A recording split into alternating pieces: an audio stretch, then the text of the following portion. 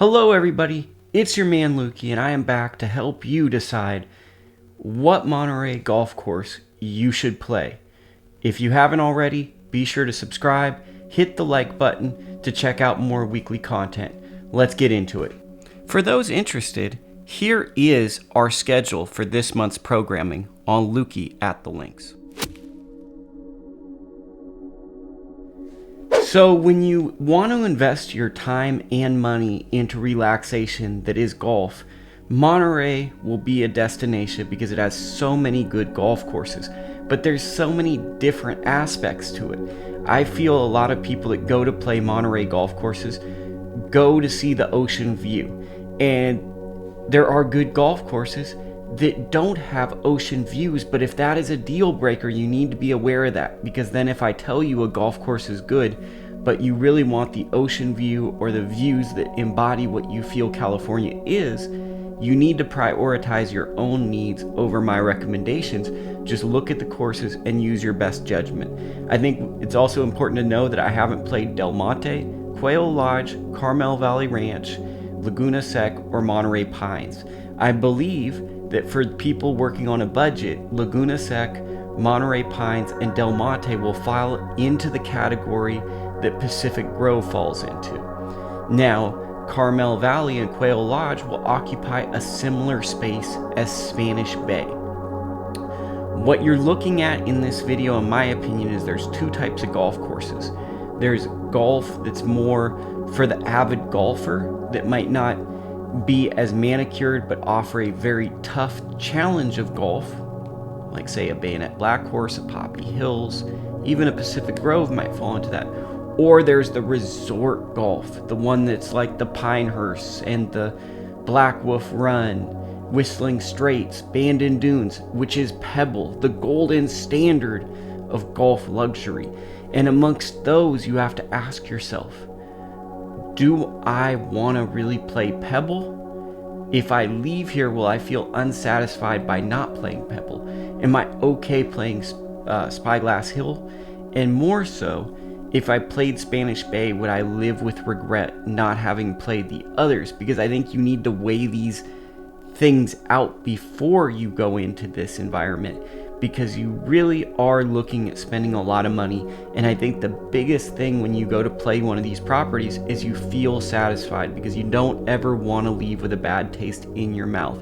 So this is just a very general from the courses I've played. As we near the summer, people are going to be traveling to Monterey, and I am just offering insights for you to pick the best golf vacation. Obviously on this list, we have to include PEBBLE, which is one of the greatest golf courses in the whole world. It's very expensive, but the design by Dr. Mackenzie, along with the piece of property that it sits on, is amazing and a life-changing experience. If you love golf, it's totally worth the price point. But if golf is not a passion, or you don't appreciate golf architecture, this may not be a great investment for you, since it's a very big purchase, unless you're wealthy, and then you can play it all the time. The thing with Pebble Beach that I think stands out is the ocean property, and if you're only coming to Monterey once in your life, this would be a great option. Also be aware some holes are open to houses, so you need to have the driver toned in or be willing to take an iron off the tee. And look at this spectacular finishing hole, the 18th at Pebble. My personal favorite is Spyglass Hill, which often many people don't think about, because when they go to the Pebble property, they want to play Pebble. Check out Audra Kepler making her debut on the channel, hitting this great wedge shot into this par 5. What stands out about Spyglass is it has a lot of ocean views to start the front 9, but then transitions into a more Pasatiempo or Augusta style course, making it the best of both worlds. I feel, because of my favorite courses, my favorite being Bandon Trails, being a more tree-y and inland course, that I'm drawn more to Spyglass based on the challenge and the uniqueness of each hole. but I could totally see people enjoying Pebble just as much. So Pasatiempo makes this list, and it's not really a Monterey course, but if you're all the way out there, that's the 18th hole, which is a super cool par 3. If you're in Monterey, it's worth bringing up because it's Dr. Mackenzie's course, and it's one of his best designs. It's forced carry heaven, so the back 9, you're going to have to be hitting over forced carries. The greens here are the trickiest I've ever played. Look at this fairway, trench warfare. Just a very interesting approach to golf. So if you appreciate architecture, it's worth it, but it's very expensive because it's also a private club.